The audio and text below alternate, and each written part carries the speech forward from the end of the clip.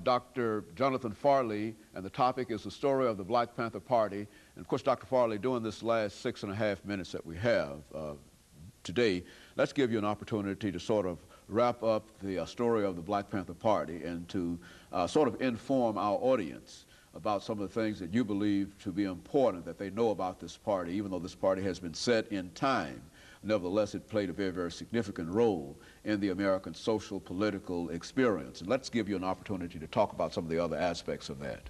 Well, the Black Panther Party and their story are really amazing because you take this group of kids who are supposed to be completely left out of the American system, the so-called lumpen proletariat, the brothers in the black, and yet you have people who are reading Plato and Kant and Sartre and Frantz Fanon, talking about existentialist philosophers, trying to come up with concrete solutions to the problems that black people, brown people, yellow people, red people, and white people faced in this country. And who were these people? You had 24-year-old Huey Newton, co-founder of the party, Bobby Steele, also in his 20s. The first member after that, Bobby Hutton, 17 years old. Jonathan Jackson, 17. You had George Jackson, who was 29, Fred Hampton, 21, all these young people who are formulating these solutions to America's problems, not in the way that the media typically portrays them, as these people with guns, violent, perhaps thugs. They could have been university professors. In fact, Huey Newton got his PhD after the party was over and taught a course at Yale even in 1970, 1971. But you had these people who were implementing social programs, free breakfast for children programs. You had them starting health clinics, which people could use for free, giving away free groceries, free shoes.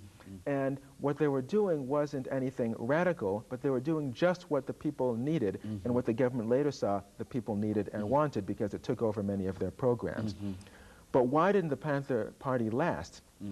We have to actually talk about this because it's a very serious issue. Why do people have a negative view of the Black Panther Party? It's because of the negative propaganda put out by FBI Director J. Edgar Hoover. And this was all uncovered in the Church Committee of the Senate in the mid-70s. The illegal activities of an FBI program known as COINTELPRO, for Counterintelligence Program.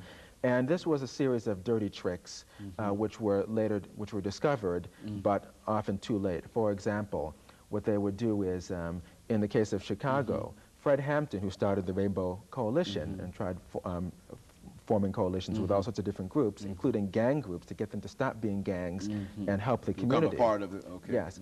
What they did was they raided the FBI, or the Black Panther Party headquarters, at 4 in the morning, and ballistics experts went into the building. They saw that all the shots were going in. There's maybe one shot going out. And there's evidence that Fred Hampton may have been drugged. Then we later discovered that an FBI informant had drawn a plan of the Black Panther Party headquarters before it all happened. And so you had, and 10 years later, the Hampton family won successfully a suit against the city of Chicago. And I'm not sure what the size of the award was, but basically they're admitting culpability that this was an illegal action. As a police officer said in 1969, who could be against feeding kids? The Black Panther Party wasn't any kind of criminal organization. It wasn't a violent organization. It was a serve the people organization designed to actually articulate and actually provide for the needs of the people. In other words, it was a real extension of what might be called the civil rights movement. It was definitely an extension of that, although the Panthers themselves saw themselves as different. They talked about these programs as being survival programs, and they weren't interested in them in and of themselves the way reformists might be.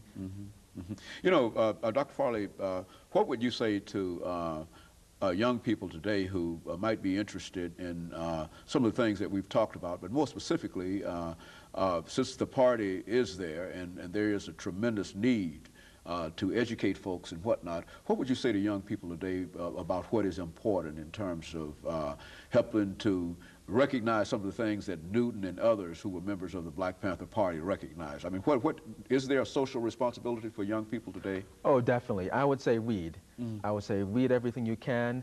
Read Jean-Paul Sartre, read Frantz Fanon, read what the Panthers had to say, and also apply what they had to say, and keep in mind that we're living in a different era to the problems that we face today. But one reason why I like the Black Panther so much is not just because of the immense good work that they did, which is not recognized. In fact, often the truth is distorted as a result of COINTELPRO, but also that the solutions they provided actually could pertain to today. We have gang problems today, but when the Black Panther Party was in its heyday, there are no gangs in Los Angeles. The Crips and the Bloods came afterwards.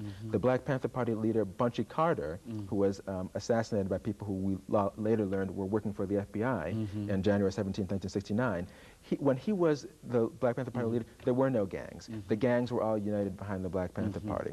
So I would like people to actually realize that we need to have this extreme commitment to the people, like Huey Newton and Bobby Seale. They made mistakes, certainly, and we mustn't forget that, but this extreme desire to serve the people first, and we also need to excel academically.